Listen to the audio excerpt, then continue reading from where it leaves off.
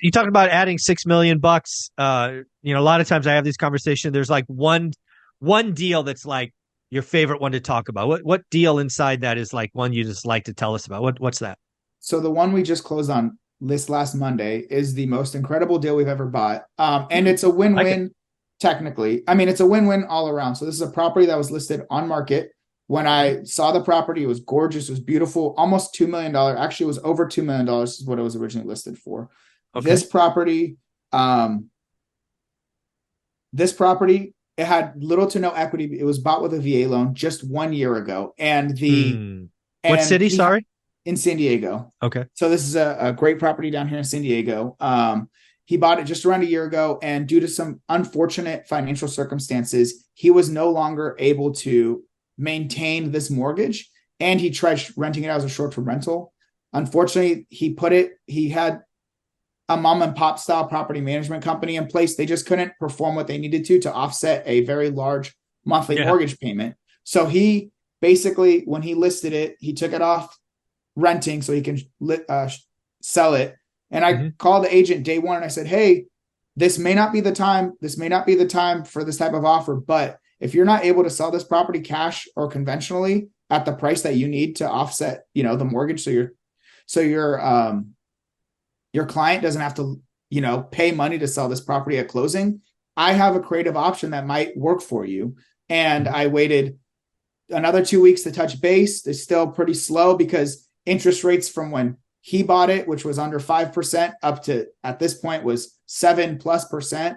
It didn't make a lot of sense for a lot of people. And he Yeah. couldn't go too far down on price, otherwise it'd Yeah. come out of his pocket directly. So I said, all right, no, not a good time. No worries. I contacted him 2 weeks after that.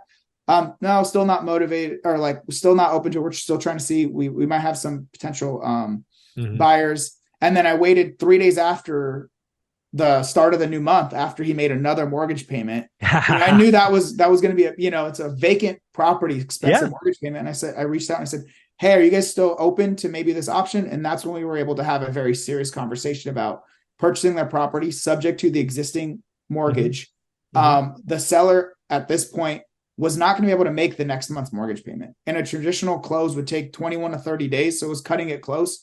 If he had a buyer back out, it would put him in a very bad situation. So he was basically a pre foreclosure, right? He Yeah. was Pretty on fair. his way Yeah. to missing payments, and it starts stacking up with those types of expensive mortgages.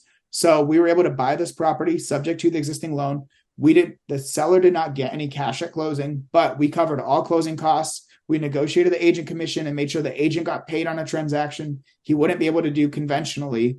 And basically that's what we bought it for, was closing costs and agent commission. We were able to take over a 4.5% VA loan.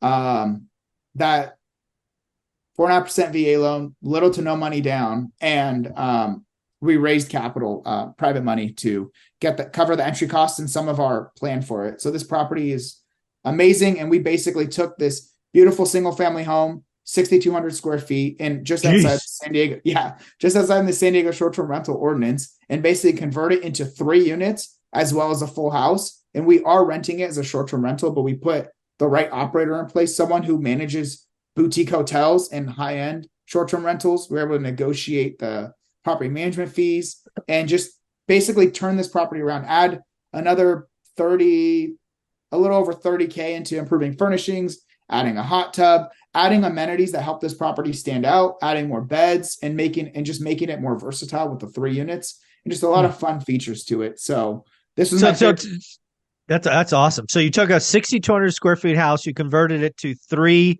separate short-term rentals. Is that what I'm hearing?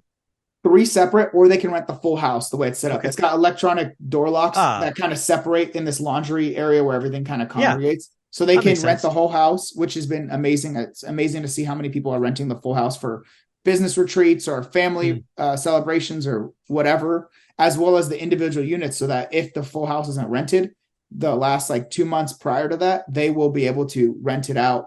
Like within 2 months, they'll be able to rent it out by the unit. It's not as Very- much, but it still gives it, we're not just sitting on a vacant property then, which is helpful. Oh, very, very cool. So again, it's outside the city ordinance, which is cool, very helpful because I've heard San Diego has some pretty aggressive rules that they've just bought.